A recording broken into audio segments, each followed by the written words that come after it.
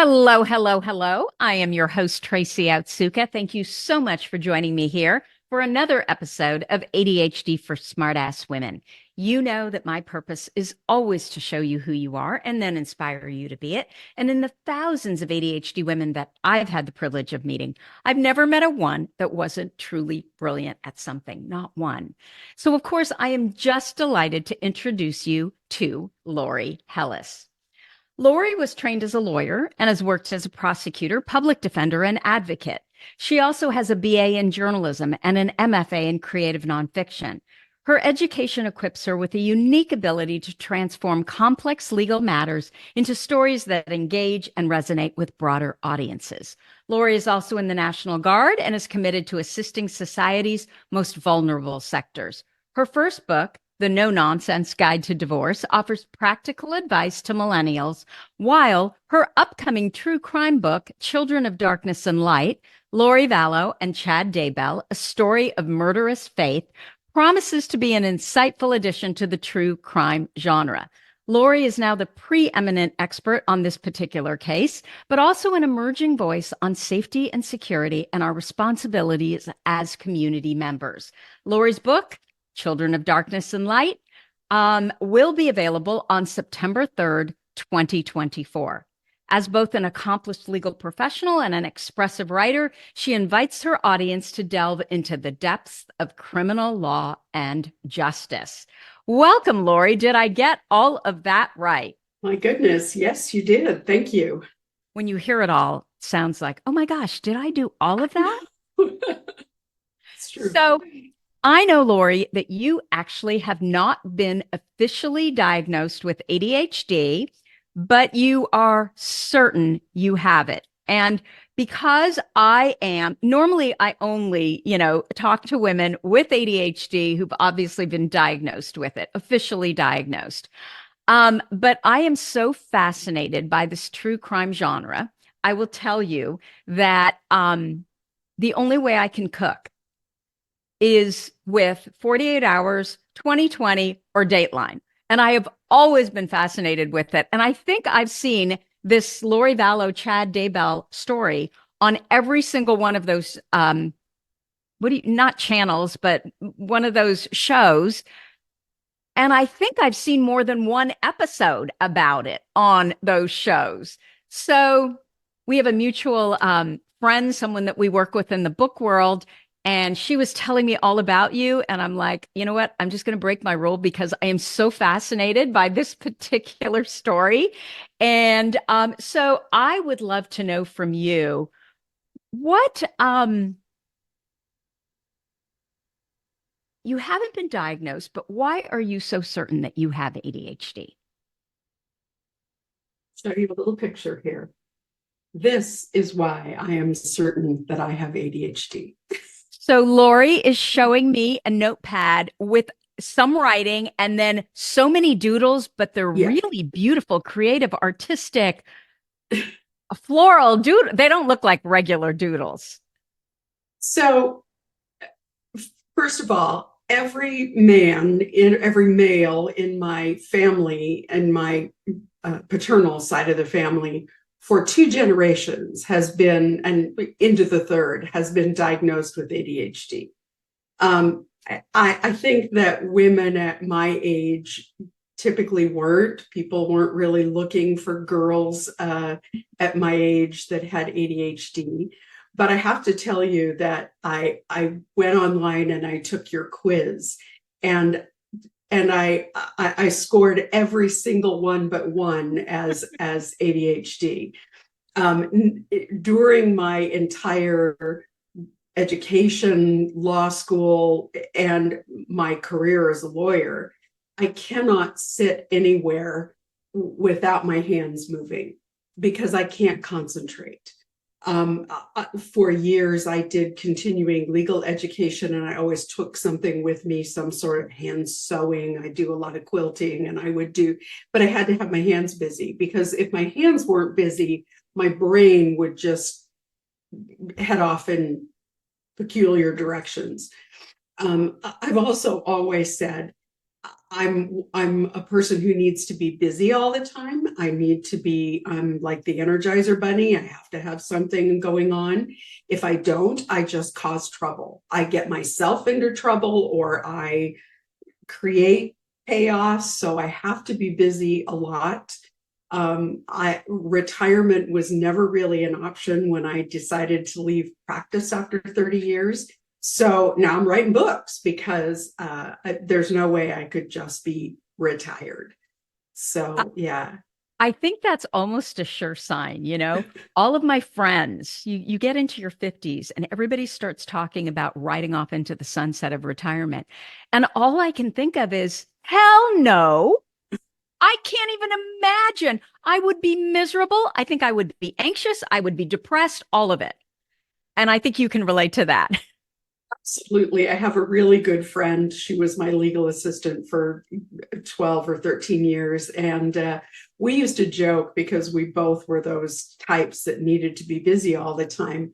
And she'd look at me and I'd say, "You need some rest." And she'd say, I'll rest when I'm dead.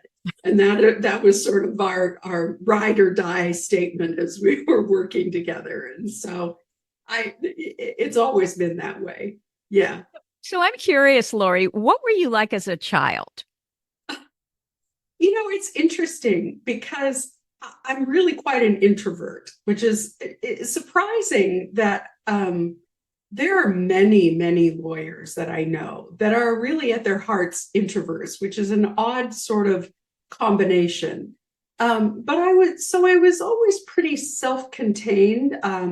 I'm the oldest child. There's quite an age gap between my younger brother and I, who is severely ADHD, has been his whole life.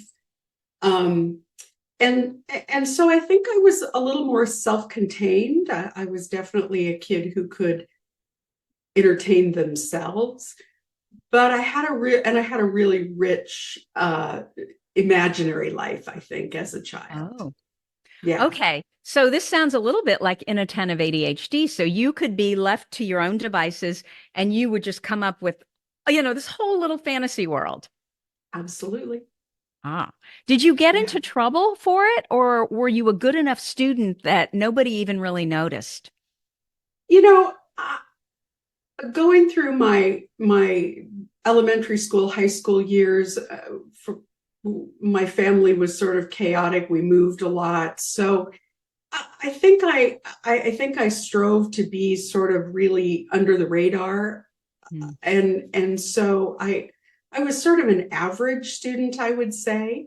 Loved music, sang in choirs, and all those sorts of things. Did a little theater, sort of that group of high school kids, and then graduated from high school.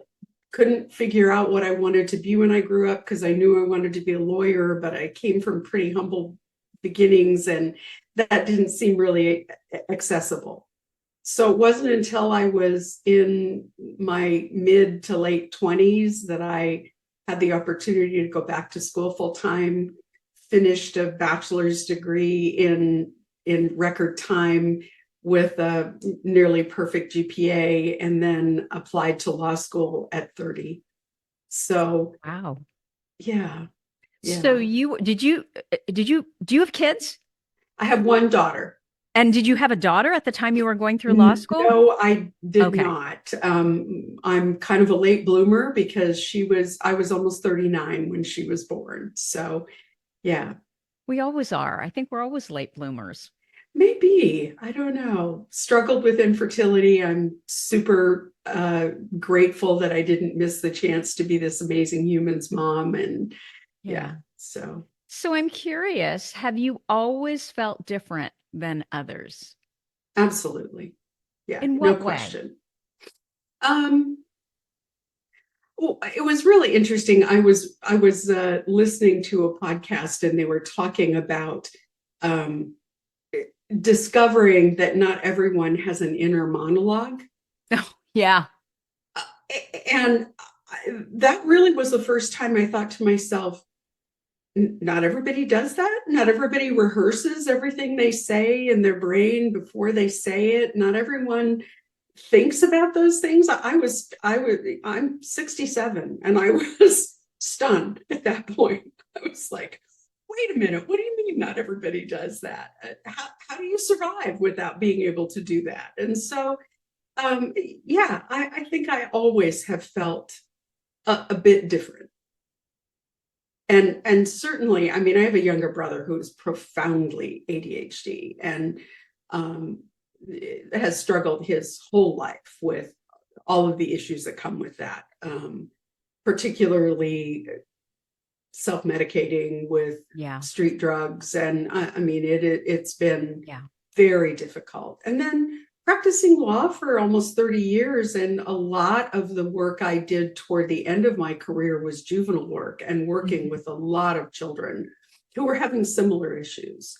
I think that really sort of solidified for me understanding how ADHD or any sort of neurodivergent sort of folks operate in the world.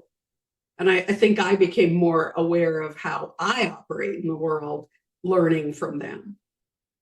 So, I was just thinking about this. I know a couple public defenders, and I don't think I know one that doesn't have ADHD. Oh, yeah. Mm-hmm. I mean, is that what you see common. as well? Yeah, absolutely. I mean, if you think about the work and the creativity, and you've got to be, on your feet, and the ideas and the spontaneity of it all. Right.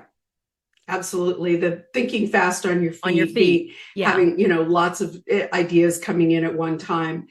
I think we walk that tightrope of figuring out the tools that work for us to focus. So that, I mean, one of the hardest things for me, and it's been really hard as I've been doing research, I don't know if you can see behind me, but there's a bookcase here. It is filled with books. The Vallow Daybell case has a very large portion of the story has to do with cults and with doomsday cults, and specifically with cults that are associated with the Church of Jesus Christ of Latter-day Saints. So I spent the entire last summer reading all these books. So, but one of the things I think is difficult, it was difficult as an attorney, and it has been difficult as an author, is not disappearing down the rabbit hole for days at a time. And I think that's a function of ADHD, is that idea of like, oh, look, shiny, there's something here that I've always been a person who is very naturally curious. And I think that is also a hallmark of somebody with ADHD. I think that idea of, oh, that's interesting. And you go off on. And so I think we all have to develop, and I know as an attorney, had to develop those tools so that I didn't sort of down the rabbit hole and wake up a day later and realize, oh man, I still have a brief to write, or I have a deadline looming and I haven't done the research on it because I went down the rabbit hole that's totally not relevant to what I'm actually doing. Right. Because this is one of the big struggles I had with writing my book, is I felt like you get so close to it, you don't even know what's important anymore. Right. And so you're consistently digging up more information, thinking, well, maybe there's something I'm missing. And so you want to include it all. And I can only imagine, with just the breadth and the depth of what it was that you were researching, about cults, about, maybe religion in general, about mental illness, about, all of that stuff, that you're so afraid that you're going to miss something that was like the most important nugget that you could have ever, introduced. It's interesting because somebody asked me, what's the next book going to be? And I said, well, it has to be a story that has more. And I don't want to say it can't just be a murder, because every life's precious. But for me, what interests me is a story that has layers and a story that has a bigger conversation to be had than just the facts of that specific case. Right. So for me, this bigger conversation is what is happening, and I, in some ways, it mirrors our own sort of political climate. There being these sort of divisions between hyper conservative and liberal, and there really is, the LDS Church somehow becomes a little bit of a microcosm for that. And so those are the kind of stories that interest me. But those are the stories that make it so much easier to disappear down a rabbit hole and to not be able to see the 30,000 foot view. I'm really fortunate that I have a great agent and I have a great publisher who have really been good at sort of gently directing me and saying, okay, we need more of this and maybe not so much of that. And so, I mean, it's been great. One of my dilemmas too is when you're talking about contemporary cases, it's hard to be as creatively flowery, writing narratives that are more emotional and more tactile, because you're dealing with contemporary facts, things that are happening now. I think it's easier when you're dealing with a really historic case to be able to be a little bit more creative. There's some books out there, true crime books out there now that deal with historical cases, and I think it's easier to be a little bit more loose with the descriptive facts because you're not really dealing with something that's in the news every day. So let's back up. Sure. I'm sure many of our listeners do not know the Lori Vallow and Chad Daybell case. So let's start with the first one. Can you tell us a little bit about the story? Sure. And they kind of go a little bit together. When I stopped practicing law, retired from practice, this was 5 years ago. So so look how quickly this has happened, right? Yeah, early 2019. So this is another ADHD thing. I was working with a group, a consortium of attorneys, public defender attorneys, and we had tremendous caseloads. I mean, just almost crippling caseloads. And I loved the group of lawyers that I worked with. And I knew that if I retired and I stayed in Bend, Oregon, in my hometown, that I would get pulled back into it, because they would say, oh gosh, can you just take a case or two and take a little weight off us because we're drowning here? And it would be really hard for me to retire. So I decided that I had to make a clean break, and I didn't really want to be anywhere where it snowed again. And so my husband and I moved to Mesa, Arizona. That's suburban Phoenix. Okay. And and my idea was I was going to sit on my patio and hang out in my pool, and I was going to move my office onto my patio, and I was going to write, which I did. So we're living in suburban Phoenix. I'm writing this book about divorce because it's something that I can put together pretty easily, and it's accessible. So I'm sitting on my patio one day, and a news alert comes along, and it is a news alert from a local reporter who is talking about this very odd case. So the case is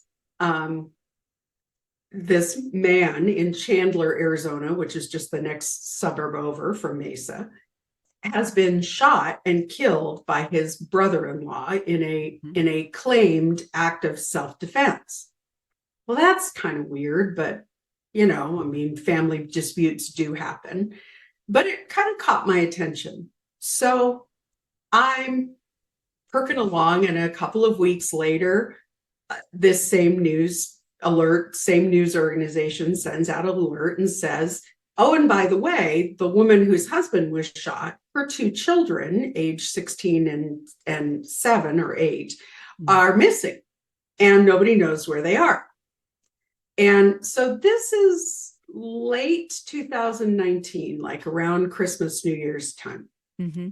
And so I do a little searching around on the internet, and I discover that there's a couple of Facebook groups that are interested in covering this case. But of course, you know, because I go down rabbit holes, I'm searching. So I joined a couple of these Facebook groups, and I'm still kind of listening for this case is getting weirder all the time, because all of a sudden now she's moved to Rexburg, Idaho. Both her children are missing, and now she's gone. Nobody knows where she is. Yeah. So then in January, she turns up in Hawaii. And so it's getting weirder all the time. And so I'm in these Facebook groups, and there are suddenly a bunch of questions. She's being extradited from Hawaii, and there's questions about her bail and all of that. And so I post an answer in this Facebook group, but every time I do that, I have to say why I know what I'm talking about. I'm a former defense attorney, yada, yada, and I get tired of that because I'm ADHD and I don't want to repeat myself. So search in the group. That's right. That's right. It's like, what now? You know? So anyway, I think maybe I'll just start a little blog where I talk about the legal issues in the case. So I'm thinking about that for a while. I buy a domain name. I'm still thinking about it.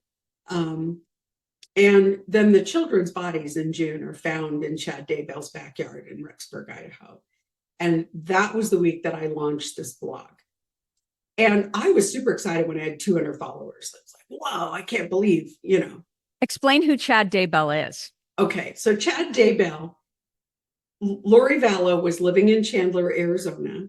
She became sort of interested in these prepper doomsday organizations. She's a lifelong member of the Church of Jesus Christ of Latter-day Saints. And so is Chad Daybell. So Lori Vallow is married to husband number 4 and living in Chandler, Arizona, when she goes to a prepper conference from an organization called Preparing a People in St. George, Utah, with several other women who are also interested in this movement within the LDS Church. And they go to St. George. Chad Daybell is an author who writes apocalyptic fiction with an LDS slant. And so he's a speaker at this conference, and she has been reading his books, and she's obsessed with him. And one of her friends describes her as a super fan. And she goes to St. George and she meets him, and there is this immediate fireworks go off, and within about 3 weeks, they are firmly a couple. She's married to husband number 4, and Chad Daybell is married to his college sweetheart, who he has been married to for 25 plus years. They have 5 children. They're all adults. And Lori Vallow is married to Charles Vallow. She has one daughter from a previous marriage who is 16, and they adopted a boy who is autistic and ADHD. Mm-hmm. And so they have these 2 kids. The little boy is like 7 at that point. The daughter is 16. So Chad Daybell is also a prepper, and he has some very unusual ideas. One of them being that he believes in multiple mortal probations, which is a form of reincarnation, which a fringe group of the LDS Church believe in. He convinces Lori Vallow that they have been married to one another since the time of Jesus, and he convinces her that the end of the world is coming, and that they are going to be, God has chosen them to raise up the 144,000 saints that are going to usher in the new millennium and be present for the new Jerusalem when Jesus comes back. It's a very convoluted story, but they get together and they determine that all of these people are standing in their way of them completing this mission, and that the end of the world is coming and they need to complete this mission. So the other thing they believe is that people can be inhabited by demons, by dark spirits. And so Chad Daybell tells everyone that he has the ability to figure out who's dark and who's light, and that the world needs to be rid of all of these dark spirits, and that the only way, once a demon inhabits a body, the only way to free that displaced spirit is to murder the body. So Charles Vallow, there's all of this information that they believe that he's inhabited by a demon. They get that demon out and a more powerful one inhabits him. And so the only alternative is to kill him. They set him up for this is her brother. Her brother. Yeah. She and her brother is sort of a sad character. He suffered a head injury at about age 16. Really, sort of his development emotionally stops at that age. He's always been the sort of oddball of the family.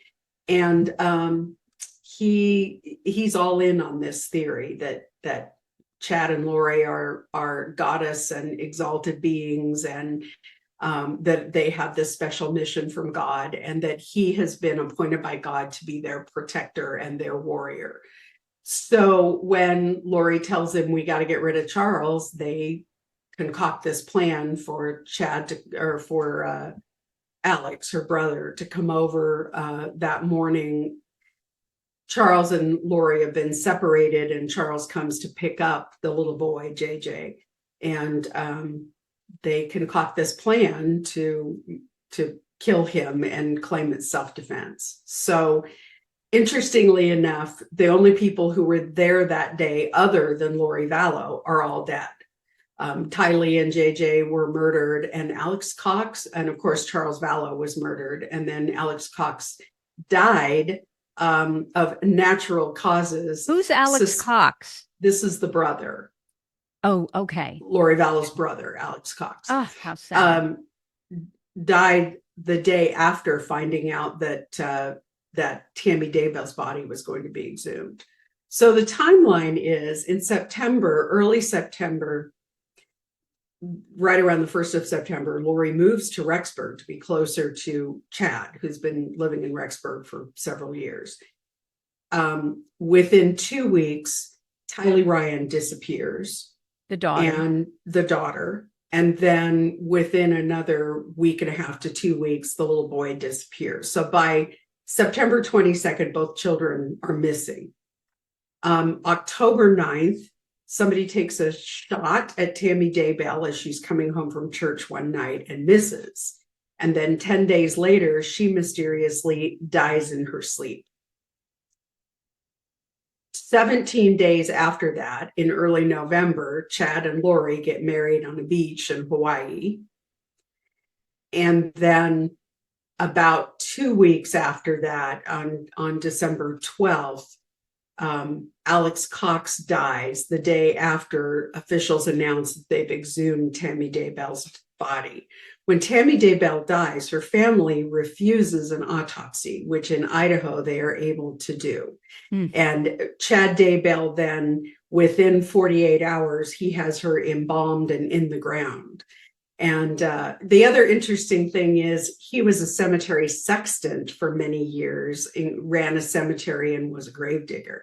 So he knows all about that industry.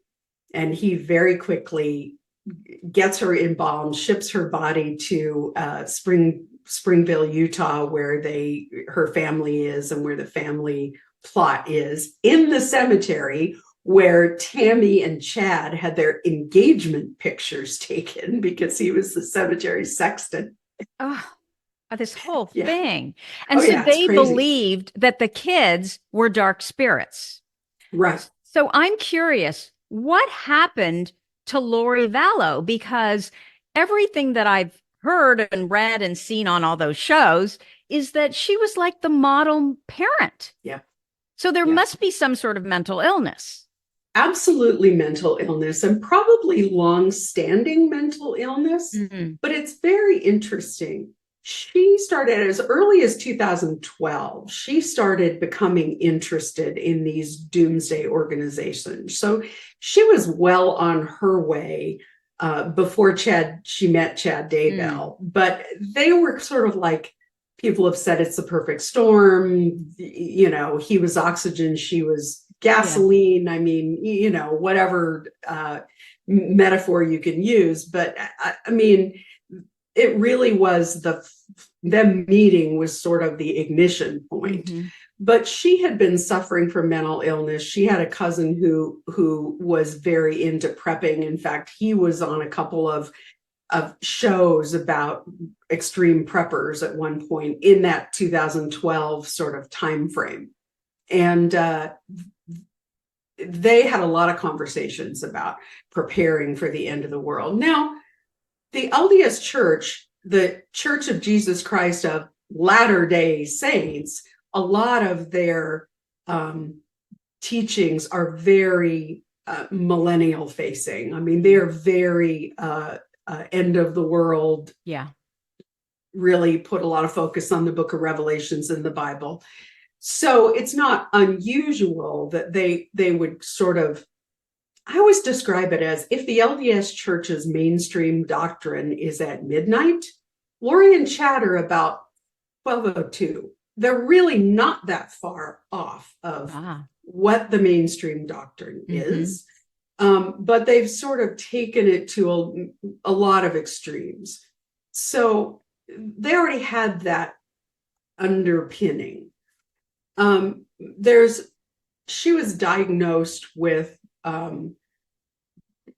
borderline personality disorder, narcissistic personality disorder, and also religious delusional disorder. And it's a disorder? It is.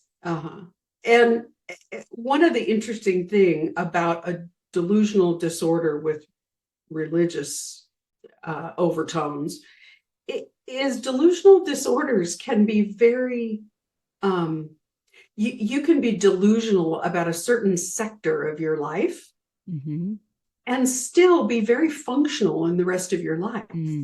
So for her, she was very delusional about the fact that she was a goddess. She was exalted. She had been called by God. She was a special being, and God had called her to this incredible calling. And yet she could still get her kids to school on time, appear to be the perfect mom, and still put gas in her car. I mean, you know, she was still a functional person in society.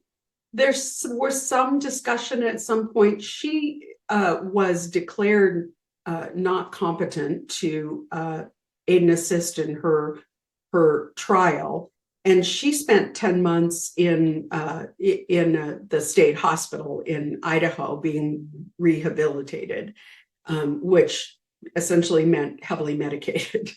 Right. And so there certainly is an indication that there's pretty serious mental illness going on for her. We don't have any idea of whether or not Chad has had any official diagnosis, but because mental health became an issue in her trial settings and in her case, there was ample information about her mental health. Interestingly enough, she would not allow her attorneys at her trial to bring up the issue of mental illness or use it as any form of a defense. Wow. And would not allow them to blame either Chad or her brother Alex. So her trial was very I would say truncated. Her attorneys their hands were really tied in terms of what sort of a case they could put on. Yeah. Now, Chad's trial started, they did opening statements this morning. Oh, wow. And yeah, yeah. And they originally were set to be tried together, and then the cases were severed. So she was tried last April. His trial started this last week. So the interesting thing is, I don't think that he has limited his attorneys in the same way. And I think we're going to see him throw her firmly under the bus along with brother Alex. So, yeah. So is there any remorse on her part? Has she? None. Her allocution at her sentencing is fascinating. It's like this little vignette of it would be like a case study of mental illness. She stood up and said no one was murdered. Accidental deaths, medication overdoses, and suicides are responsible for the deaths of all these people. They're not responsible. And that her children have come to her in her dreams and her visions, and that she knows they are happy in the celestial kingdom, and she is still has a purpose, and God is teaching her all about her purpose in the new millennium, in the new Jerusalem. Yeah, it's fascinating. Although she's not going to say mental health, she probably has to believe that, because how do you even live with yourself? Yeah, I agree. I mean, I agree that part of it certainly is a coping mechanism.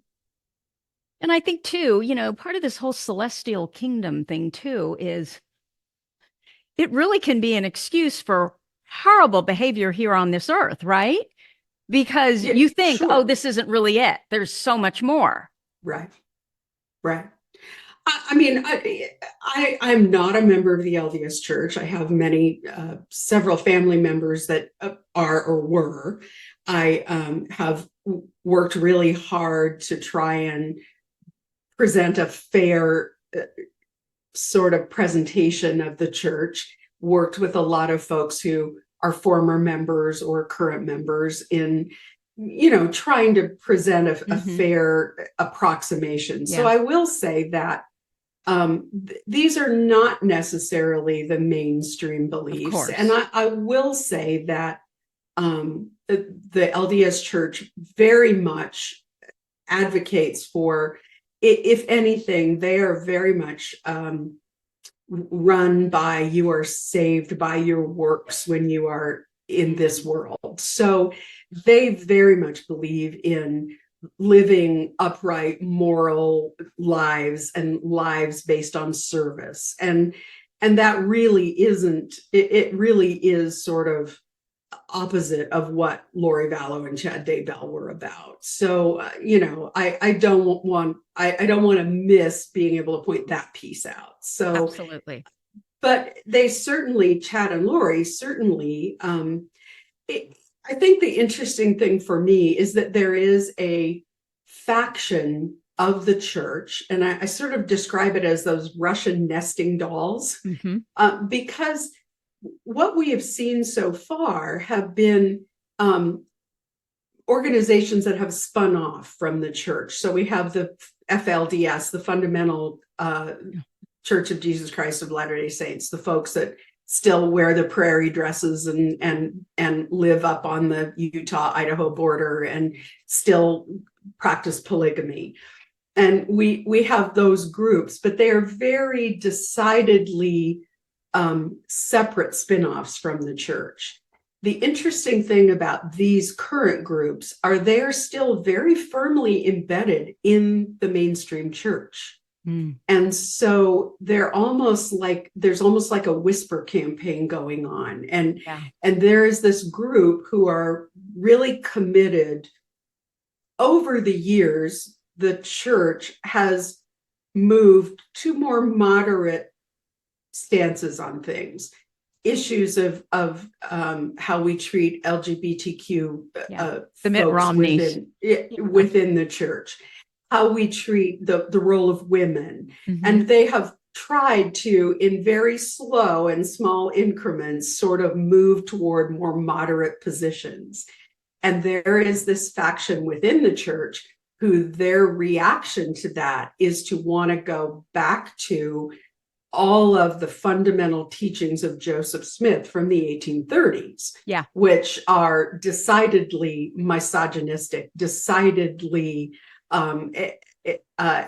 anti people of color, anti LGBTQ, so it sort of in a lot of ways mirrors what we're seeing in our own political landscape, where we have very polarized organizations. We're seeing that in the LDS Church as well. And a lot of scholars have described it as a fight for the soul of the LDS Church. Is that faction growing, or is the more moderate? No, so the more moderate sect is not able. It looks like it's just going to get bigger and bigger, and they will not win out. You don't think? Yeah, and I think there are some telling reasons why. And one of those is that the church is really still led predominantly, exclusively at this point, by men who are over 70 and white. Yeah. The church leadership is all men ages 70 to 100. The eldest one is 100 years old. And that upper echelon church leadership, that the 12 apostles and the leader of the church, they are all in that age group. And I don't think we're going to see that change anytime soon. And what that does is contributes to that level of, these are our fundamental values, and we're not going to stray from them. And I think it's going to make it much more difficult for the church to moderate their views. That is not an exclusive problem of the LDS Church. That's a problem of churches everywhere. And some of my research really tells the tale that we're seeing younger people move away from organized religion, move away from the fraternal organizations. My dad was a Mason and an Elk, and those organizations are dying out because young people just aren't interested in them. And I think the same is true of churches. You go into any denomination church today, and the average age is about 70.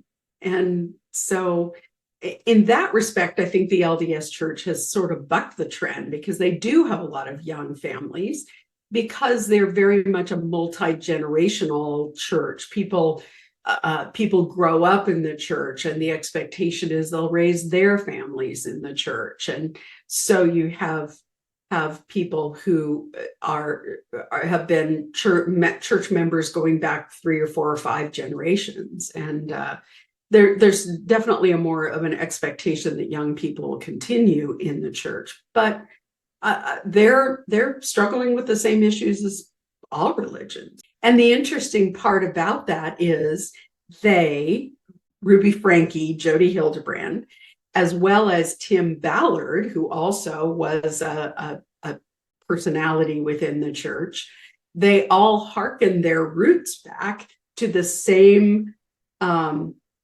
creator, book author, that Lori Vallow was so obsessed with. And that is a fellow, the book is called Visions of Glory.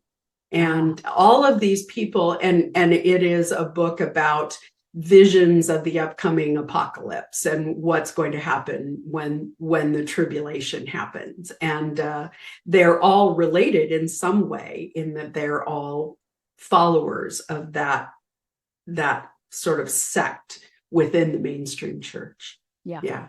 Absolutely. So it's interesting to me, though, how quickly this happened for you. You just decide that, okay, I'm going to get interested. I'm interested in this. It was curiosity, right? You joined a Absolutely. Facebook group, didn't like what you were seeing there. So then you create your own thing and you are leading Right. in that. And people recognize, oh, she really knows what she's talking about. They start following it. And so is that how it all kind of blew up and you suddenly Yep. became this expert on this case? Yes.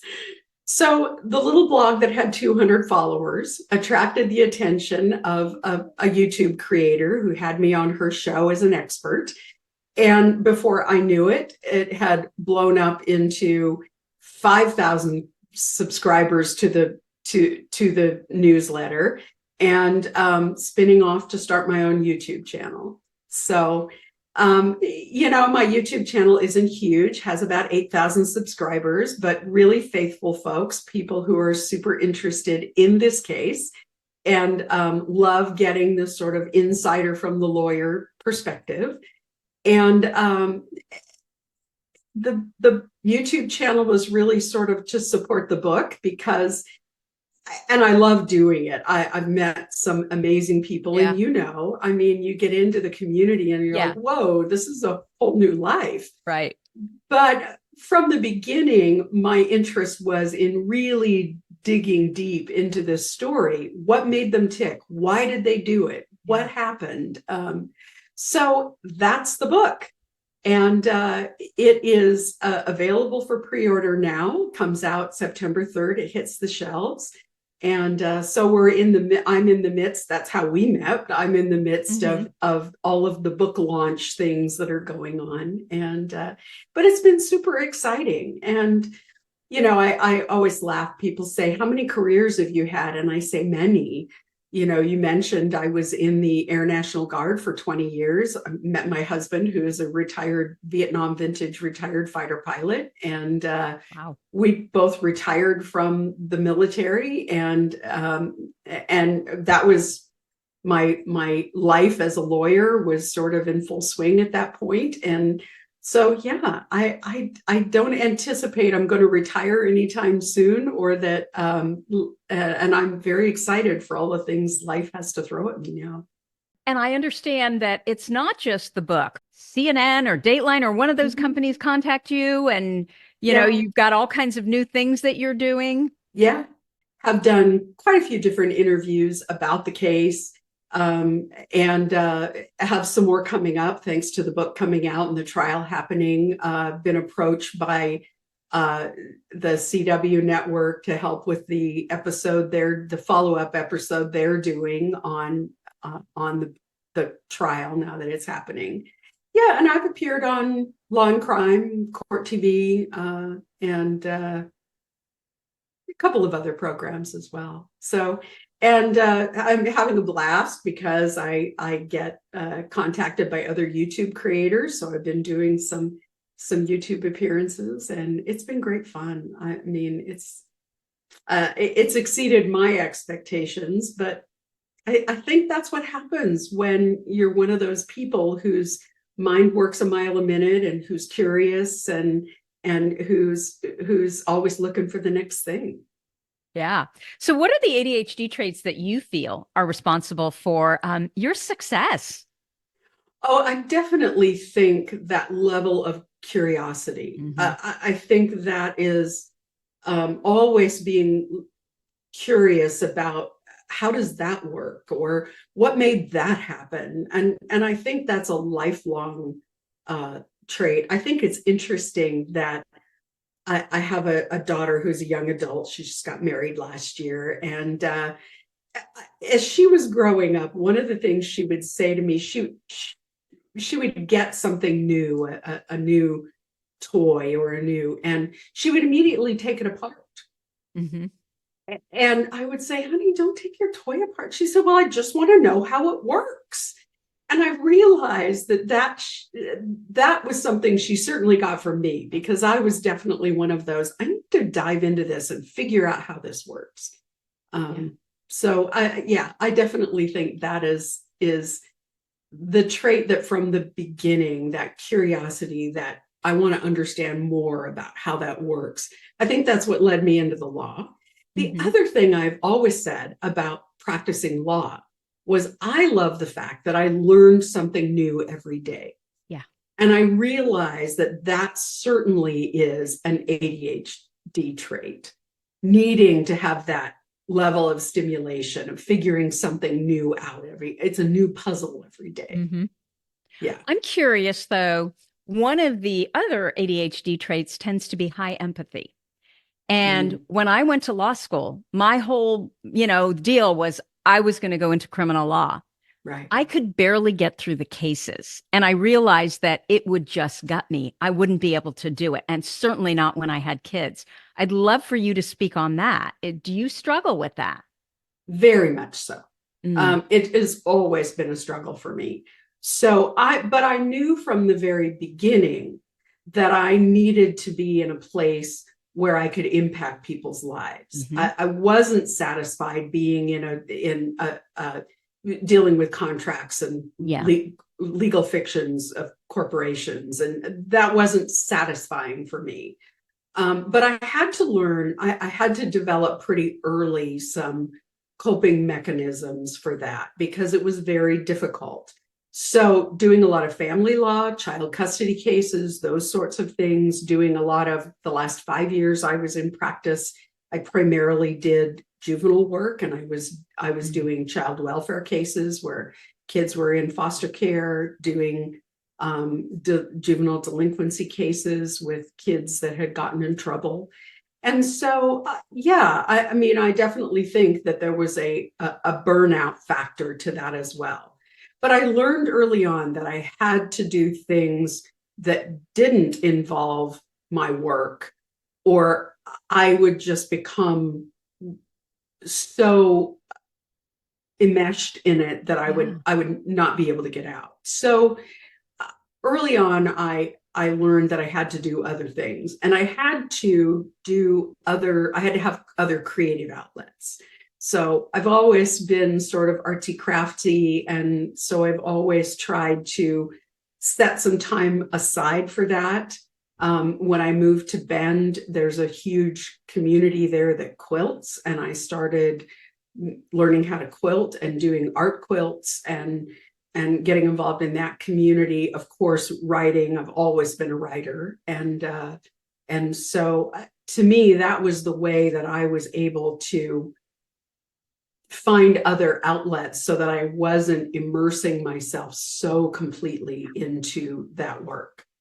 Yeah. And that's absolutely what we say, right? We need to practice our creative, because when we're practicing our creative, we can get out of our head, and it's more somatic, right? It's of the body. Absolutely. So yeah. That makes sense. Lori, tell us where people can find you if they want to know more about you, they want to pre-order your book, all of the stuff. So the book is available on all the major outlets, Barnes & Noble, Amazon, all for pre-order. It'll be on the shelf on September 3rd. And it is also going to, I'm going to CrimeCon. Who knew? There's a big convention for true crime every year that gets bigger every year. That's in Nashville this year on I've never been to Nashville, so I'm a West Coast girl. Yeah. And so I'm doing that. That is May 30th through June 1st. And so I'm working with my publicist now on setting up some book signings and some other appearances on other venues at this point. And but you can find me at the Lori Vallow Story, which is our website. That is the portal for our archive of newsletters having to do with the case. There's about 3 years of newsletters that you can catch up on if you're really curious about the case. I do a weekly YouTube show on Wednesday nights. The channel is called, like the book, Children of Darkness and Light. But if you search my name, Lori Hellis, you will find it. And let's Wonderful. see. Yeah, I think those are the two quickest ways to get to me. Okay. So the LoriVallowStory.com, and then on YouTube, Children of Darkness and Light. Correct. Have you Yeah. thought about a podcast? Because do you know that the most listened to genre podcasting is Right. true crime? I have thought about it. And there, as time has gone on, and I've had to decide what's the next thing for me. Is it another book? Is it a podcast? And I'm kind of at that crossroads right now. And Oh, there's so much going on with the book release. In my personal life, I moved to Arizona, from Arizona to Idaho to write this book. So I've been living in Idaho for the last 2 years. I also knew that at some point I wanted to be close to my daughter, who's an only, when grandkids started showing up.